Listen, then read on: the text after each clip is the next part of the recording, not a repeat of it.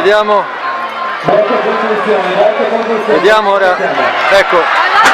la mossa è stata data valida, c'è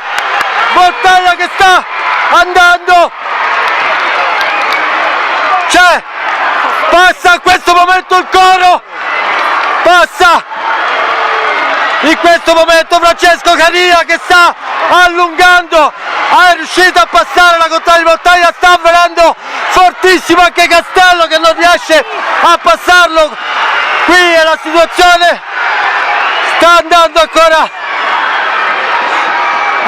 il coro, è avanti circa 2 lunghezze di vantaggio, dietro Montagna la rivale, Castello in terza posizione e Borgo in ultimo, ricordiamo 4 giri e poco più, questo è il secondo giro con il coro che sembra controllare la situazione, vediamo ancora le posizioni, ancora le solite, c'è ancora il coro avanti, sembra, attenzione, c'è Borgo che sta rinvenendo molto forte, sta rinvenendo molto forte Borgo, incredibile, c'è ancora il coro davanti, vediamo cosa accade in questo momento, e ancora il coro davanti, Borgo, il coro è sempre avanti, ancora, siamo ormai,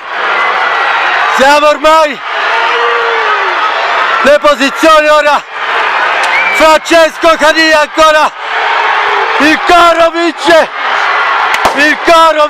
questo palio, un palio con Francesco Cania,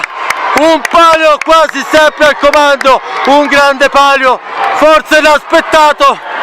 da tutti, una contrada che torna a vincere proprio sulla nemica,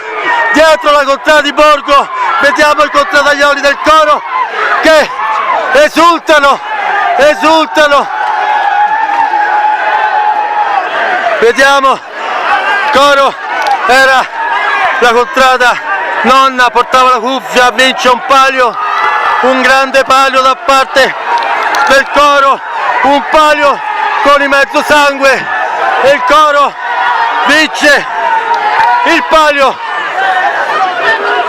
palio di Nano, il palio dedicato alla Madonna di San Pietro, e ora andranno al santuario per i giusti festeggiamenti, vediamo l'esultanza della contrada dello Stretto,